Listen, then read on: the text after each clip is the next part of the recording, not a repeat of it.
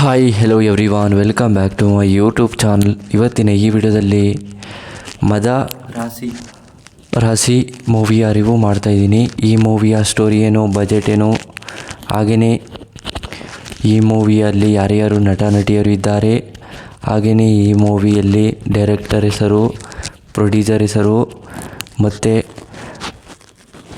Running time ಮತ್ತು budget, collection, ಇನ್ನೂ ಹಲವಾರು ಮಾಹಿತಿಗಳನ್ನು ಈ ವಿಡಿಯೋದಲ್ಲಿ ತಿಳ್ಕೊಬರೋಣ. ಅದಕ್ಕೂ ಮುಂಚೆ ನಮ್ಮ ಚಾನಲ್ಗೆ ಸಬ್ಸ್ಕ್ರೈಬ್ ಆಗಿಲ್ಲ ಅಂದರೆ ಸಬ್ಸ್ಕ್ರೈಬ್ ಮಾಡಿಕೊಂಡು ಕೆಳಗಡೆ ಕಾಣ್ತಿರೋ ಬೆಲ್ಲೈಕನ್ನ ಕ್ಲಿಕ್ ಮಾಡಿಕೊಳ್ಳಿ. ಬನ್ನಿ ಇವತ್ತಿನ ವಿಡಿಯೋವನ್ನು ಶುರು ಮಾಡೋಣ. ಮೊದಲು ಈ ಮೂವಿಯ ಮೇನ್ ಲ್ಯಾಂಗ್ವೇಜ್ ಬಂದು ತಮಿಳ್ ಆಗಿದೆ, ಹಿಂದಿಯಲ್ಲಿ ಡಬ್ ಆಗಿದೆ ಅಷ್ಟೇ, ಇನ್ಯಾವುದೇ ಭಾಷೆಗಳಲ್ಲೂ ಡಬ್ ಆಗಿಲ್ಲ ಅಂತ ಹೇಳಬಹುದು. ಮತ್ತು ಈ ಮೂವಿಯ ಬಾಕ್ಸ್ ಆಫೀಸ್ ಕಲೆಕ್ಷನ್ ನೋಡೋದಾದರೆ ಸುಮಾರು 198 ಕೋಟಿ ಕಲೆಕ್ಷನನ್ನು ಮಾಡಿದೆ ಅಂತ ಹೇಳಬಹುದು. ಮತ್ತು ಈ ಮೂವಿಯ ಬಜೆಟ್ ನೋಡೋದಾದರೆ 101 ಕೋಟಿ ಬಜೆಟನ್ನು ಹಾಕಿದ್ದಾರೆ ಅಂತ ಹೇಳಬಹುದು. ಮತ್ತು ಈ ಮೂವಿಯ ರನ್ನಿಂಗ್ ಟೈಮ್ ಬಂದು 167 ನಿಮಿಷಗಳ ಕಾಲ ಈ ಮೂವಿಯನ್ನು ತುಂಬ ಅದ್ಭುತವಾಗಿ ಮೆಚ್ಚುಗೆ ಪಡೆದಿರುವಂಥ ಸಿನಿಮಾವಾಗಿದೆ ಅಂತಲೂ ಕೂಡ ಹೇಳಬಹುದು. ಮತ್ತು ಬಿಡುಗಡೆ ಆಗಿದ್ದ ದಿನಾಂಕ ಸೆಪ್ಟೆಂಬರ್ 5, 2025 ಬಿಡುಗಡೆ ಆಗಿರುವಂಥ ಸಿನಿಮಾವಾಗಿದೆ ಅಂತಲೂ ಕೂಡ ಹೇಳಬಹುದು. ಮತ್ತು ಈ ಮೂವಿಯ ಡೈರೆಕ್ಟರ್ ಬೈ AR ಮುರುಗದೋಸ್, ಹಾಗೆಯೇ ಪ್ರೊಡ್ಯೂಸರ್ ಬೈ ಶ್ರೀಲಂಕಾ ಪ್ರಸಾದ್. ಹಾಗೆಯೇ ಈ ಮೂವಿಯಲ್ಲಿ ಯಾರ್ಯಾರು ನಟ ನಟಿಯರು ಇದ್ದಾರೆ ಅನ್ನೋದನ್ನು ನೋಡಿದರೆ ಮೊದಲು ಶಿವಕಾರ್ತಿಕ್, ವಿದ್ಯು ಜಯಮಾರಿ, ಬಿಜು ಮೆನೋನ್, ವಿಕ್ರಮ್, ರುಕ್ಮಿಣಿ ವಸಂತ್, ಸಹಬರ್ಗಿ, ಇನ್ನೂ ಹಲವಾರು ಆ್ಯಕ್ಟರ್ಸ್ಗಳು ಈ ಮೂವಿಯಲ್ಲಿ ನಟನೆ ಮಾಡಿದ್ದಾರೆ ಅಂತ ಹೇಳಬಹುದು.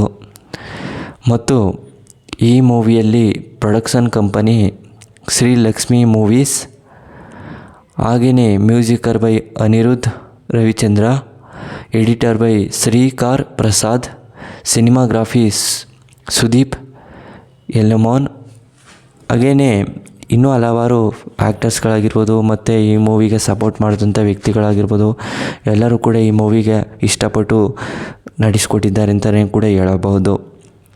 ಮತ್ತು ಈ ಮೂವಿಯಲ್ಲಿ ತಮಿಳಲ್ಲಿ ಸಾಂಗ್ ಕೂಡ ತುಂಬ ಅದ್ಭುತವಾಗಿ ಕೊಟ್ಟಿದ್ದಾರೆ ಅಂತ ಹೇಳಬಹುದು.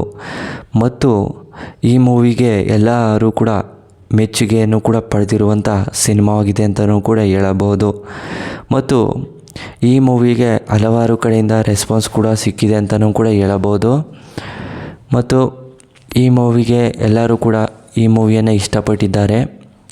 ಕೆಲವು ದಿನಗಳ ನಂತರ ಈ ಮೂವಿಗೆ ಮೆಚ್ಚುಗೆಯನ್ನು ಕೂಡ ಕೊಟ್ಟಿದ್ದಾರೆ ಅಂತಲೂ ಕೂಡ ಹೇಳಬಹುದು. ಮತ್ತು ಆಡಿಯನ್ಸ್ ರಿಟೇನ್ಸನ್ನು ನೋಡಿದ್ರೆ ಎಲ್ಲರೂ ಕೂಡ ಹೆಚ್ಚಿಗೆ ರಿವ್ಯೂಸ್ ಕೂಡ ಕೊಟ್ಟಿದ್ದಾರೆ ಪಾಸಿಟಿವ್ ಆಗಿ. ಯಾವುದೇ ರೀತಿ ನೆಗೆಟಿವ್ ಮೂವೀಸ್ ಮತ್ತು ನೆಗೆಟಿವ್ ಕಮೆಂಟ್ ಇಲ್ಲ. ಎಲ್ಲರೂ ಕೂಡ ಈ ಮೂವಿಗೆ ಮೆಚ್ಚುಗೆಯನ್ನು ಕೂಡ ಪಡೆದಿರುವಂಥ ಸಿನಿಮಾವಾಗಿದೆ ಅಂತಲೂ ಕೂಡ ಹೇಳಬಹುದು. ಮತ್ತು ರುಕ್ಮಿಣಿ ವಸಂತ್ ಅವರು ಹೀರೋಯಿನ್ ಕ್ಯಾರೆಕ್ಟರ್ನ ಪ್ಲೇ ಮಾಡಿದ್ದು ತುಂಬ ಅದ್ಭುತವಾಗಿ ನಟನೆ ಮಾಡಿದ್ದಾರೆ ಅಂತಲೂ ಕೂಡ ಹೇಳಬಹುದು. ಮತ್ತು ಶಿವಕಾರ್ತಿಕ್ ಅವರು ಈ ಮೂವಿಗೆ ಬ್ಯಾಕ್ಗ್ರೌಂಡ್ ಮ್ಯೂಸಿಕ್ ಆಗಿರ್ಬೋದು ಎಲ್ಲನೂ ಕೂಡ ಅಲ್ಟಿಮೇಟ್ ಆಗಿದೆ. ಎಲ್ಲರೂ ತುಂಬ ಇಷ್ಟಪಟ್ಟಿದ್ದಾರೆ, ಚೆನ್ನಾಗಿ ರಿವ್ಯೂಸನ್ನು ಕೂಡ ಕೊಟ್ಟಿದ್ದಾರೆ ಶಿವಕಾರ್ತಿಕ್ ಅವರು.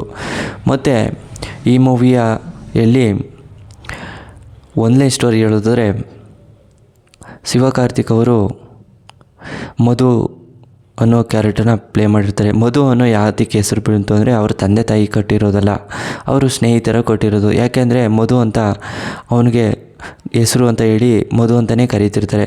ಆದರೆ ಅವ್ರ ತಂದೆ ತಾಯಿ ಯಾರು ಅಂತ ಅವನಿಗೆ ಗೊತ್ತಿರೋದಿಲ್ಲ. ಯಾಕೆ ಅಂದರೆ ಅವನಿಗೆ ನೆನಪಿನ ಶಕ್ತಿ ಮರೆತೋಗಿರುತ್ತೆ. ಕೆಲವು ದಿನಗಳ ನಂತರ ಚೆನ್ನಾಗೇ ಇರುತ್ತೆ. ಕಾಲ ಕ್ರಮೇಣ ಕಳೀತಾ ಇದ್ದಂಗೆ ಅವರ ತಂದೆ ತಾಯಿ ನೆನಪಾಗೋಕ್ಕೆ ಸ್ಟಾರ್ಟ್ ಆಗ್ತವೆ. ಅದು ಯಾವ ರೀತಿ ನೆನಪಾಗ್ತಾ ಇರುತ್ತೆ ಅಂದರೆ ಅವನಿಗೆ ಒಂದು ಬಸ್ಸಲ್ಲಿ ಬ್ಲಾಸ್ಟ್ ಆಗಿರೋ ರೀತಿ ಮತ್ತು ವಿಷನ್ಸ್ಗಳು ಬರೋದು, ಮತ್ತು ಅವರ ತಂದೆ ತಾಯಿ ಮಧು ಅಂತ ಕರಿತಾ ಇರೋದು. ಆದರೆ ನಿಜವಾದ ಹೆಸರು ಅಂತ ಅವನಿಗೆ ಗೊತ್ತಿರೋದಿಲ್ಲ. ನಿಜವಾದ ಹೆಸರು ಮಧು ಅಂತಲೇ. ಆವಾಗ ಅವನಿಗೆ ತುಂಬ ಎಚ್ಚರಿಕೆ ಆಗ್ಬಿಡೋದು. ಈ ರೀತಿ ಗಾಬರಿ ಎಲ್ಲ ಮಾಡಿಕೊಂಡು ಅವನು ಒಬ್ಬೊಬ್ಬನೇ ಹೊರಗಡೆ ಹೊರಟೋಗಿ ಅವರು ಯಾರ್ಯಾರು ಒಂದು ಕಷ್ಟದಲ್ಲಿ ಇದ್ದಂಥ ವ್ಯಕ್ತಿಗಳಿಗೆ ಅವರೇ ತಂದೆ ತಾಯಿ ಮತ್ತು ತಂದೆ ಮತ್ತು ತಾಯಿ ಅಂತ ಹೇಳಿ ಅವ್ರಿಗೆಲ್ಲ ತುಂಬ ಸಹಾಯಗಳನ್ನು ಮಾಡ್ತಿರ್ತಾರೆ ಮತ್ತು ಅವ್ರನ್ನೇ ತಂದೆ ಅಂತಲೂ ಕೂಡ ಕರಿತಾ ಇರ್ತಾರೆ. ಅವರು ಏನು ಕೂಡ ಹೇಳೋಕೆ ಹೋಗೋದಿಲ್ಲ, ಯಾಕೆಂದರೆ ಅವರಿಗೆ ಹೆಲ್ಪನ್ನು ಮಾಡ್ತಿರ್ತಾರೆ. ಅದರಿಂದ ಅವರು ಸರಿ ಅಂತ ಹೇಳಿ ಅವ್ರಿಗೆ ಒಂದು ವಿಷಯವನ್ನು ತಿಳಿಸಿ ಹೊರಟೋಗ್ತಿರ್ತಾರೆ. ಹಾಗೆಯೇ ಒಂದು ಹುಡುಗಿ ಇದನ್ನೆಲ್ಲ ಅಬ್ಸರ್ವನ್ನು ಮಾಡ್ತಿರ್ತಾಳೆ. ಈ ಮಧು ಯಾಕೆ ಈ ರೀತಿ ಎಲ್ಲ ಮಾಡ್ತಿದ್ದಾನೆ, ಯಾತಕ್ಕೆಲ್ಲ ಇವ್ರಿಗೆಲ್ಲ ಸಹಾಯ ಮಾಡ್ತಿದ್ದಾನೆ, ಇವ್ನಿಗೆ ಸಂಬಂಧಿಕರು ಇರ್ಬೋದಾ, ಇವ್ರ ತಂದೆ ತಾಯಿನ ಅಂತೇಳಿ ಒಬ್ಬರ ಹತ್ರ ಹೋಗಿ ಮಾತಾಡ್ತಾರೆ. ಹೋದಾಗ ನಿಮ್ಮ ಮಗ ಇದನ್ನೆಲ್ಲ ಮಧು, ಅವರು ಏನೆಲ್ಲ ಮಾಡ್ತಿದ್ದಾರೆ ಅಂತಾರೆ ಕೇಳ್ತಾರೆ. ಮಧುನ ಯಾರೂ ಇಲ್ಲ, ನನಗೆ ಮಗನೇ ಇಲ್ಲ ಅಂತೇಳಿ ಹೇಳಿದಾಗ ಅವನು ಯಾರು ಅಂತಲೇ ನಂಗೆ ಗೊತ್ತಿಲ್ಲ, ತಂದೆ ಅಂತ ಹೇಳಿ ಬರ್ತಾಯಿದ್ದ ಅಂತೇಳಿ ಅವರು ಕೂಡ ಹೇಳಿದಾಗ ತುಂಬ ಆಶ್ಚರ್ಯ ಆಗುತ್ತೆ ಹುಡುಗಿಗೆ. ಮತ್ತು ಮಧು ಅವರ ಫ್ರೆಂಡ್ಸ್ಗಳ ಜೊತೆ ಒಂದು ದಿನ ಮೀಟ್ ಆಗೋಕ್ಕೆ ಪ್ರಯತ್ನವನ್ನು ಪಡ್ತಾಳೆ. ಅವರು ಎಲ್ಲೂ ಕೂಡ ಸಿಗೋದಿಲ್ಲ ಮತ್ತು ಅವರು ಕೆಲಸದಲ್ಲಿ ಬ್ಯುಸಿಯಾಗಿರ್ತಾರೆ.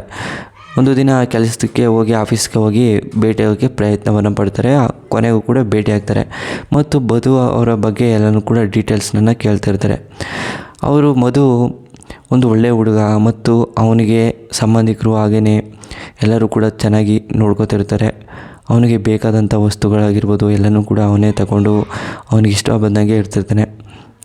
ಮತ್ತು ಯಾರು ಕೂಡ ಅವನಿಗೆ ಡಿಸ್ಟರ್ಬ್ ಮಾಡೋಂಗಿಲ್ಲ ಮತ್ತು ಅವನ ರೂಮ್ಗೆ ಹೋಗೋಂಗಿಲ್ಲ ಅಂತ ಹೇಳಿರ್ತಾರೆ. ಮತ್ತು ಸರಿ ಅಂತೇಳಿ ಆ ರೂಮ್ನ ತೋರಿಸ್ಬೋದು ಅಂತೇಳಿ ಹೋದಾಗ ಆ ರೂಮಲ್ಲಿ ಒಳಗಡೆ ಎಲ್ಲ ಫೋಟೋಸ್ಗಳು ಇರ್ತವೆ.